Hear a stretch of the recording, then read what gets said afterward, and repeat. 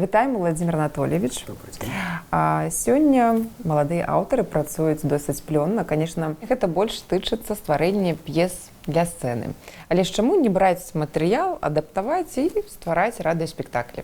Гісторыя беларускага радыётэатра даволі насычаная, цікавая, змястоўная. І для таго, каб радыётэатр існаваў у сваім, скажам, першапачатковым выглядзе, патрэбна менавіта радыёп'еса.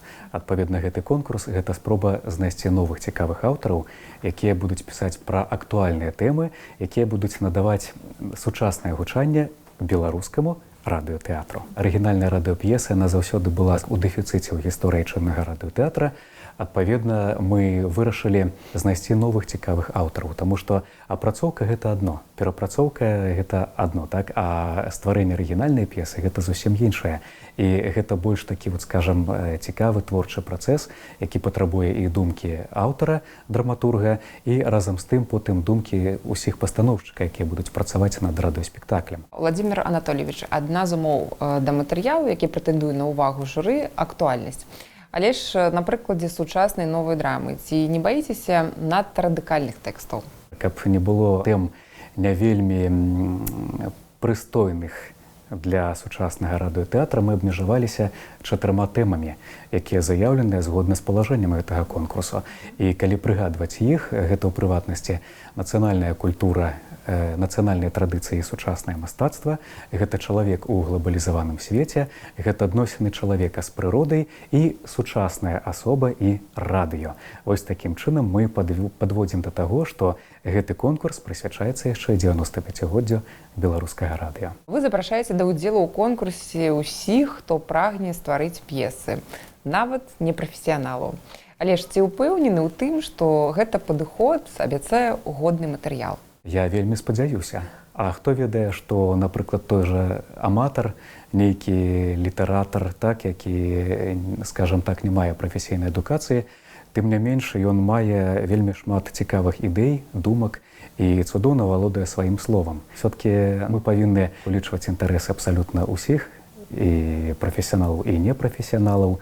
І справа ў тым, што як радыё працуе абсалютна для кожнага, а тым больш наш спецыялізаваны канал «Культура», які выбірае вечныя каштоўнасці, прапануе матэрыял, здавалася б, для падрыхтаванай аўдыторыі, тым не менш, гэта той канал, які працуе для ўсіх, хто цікавіцца культурай і мастацтвам. Мы адкрыты абсалютна для кожнага, і прычым будзем звяртацца яшчэ да студэнтаў, якія вучацца ў нашай акадэміі мастацтваў ці ва ўніверсітэце культуры і мастацтваў, якія вучацца на філфаку.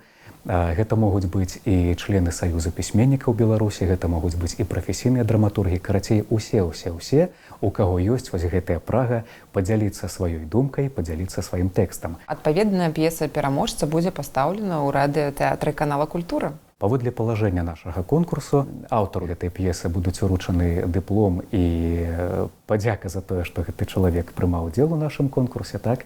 І ў 2021 годзе плануецца пастаноўка з далейшай трансляцыяй на хвалях канала «Культура» і з абавязковай здачай гэтай працы ў фонды беларускага радыё. Гэта таксама умова. Пры тым, што умовы конкурсу досыць спрыяльныя, пэўныя патрабаванні да аўтараў ды тэкстаў ёсць?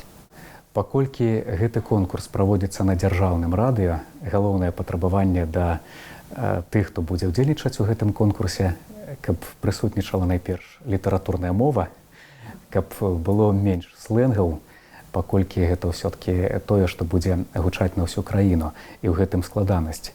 І яшчэ хацелася б звярнуць увагу аўтараў, каб не пужаў моўны бар'ер, таму што наш конкурс праводзіцца на 2 мовах, мы прымаем работы па-беларуску і па-руску.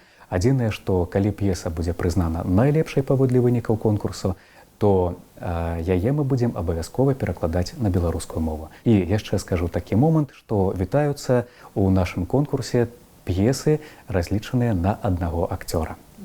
У тым ліку. Які гэта можа быць жанр, мы не ставім тут ніякіх абмежаванняў, гэта можа быць і камедыя, гэта можа быць і трагедыя.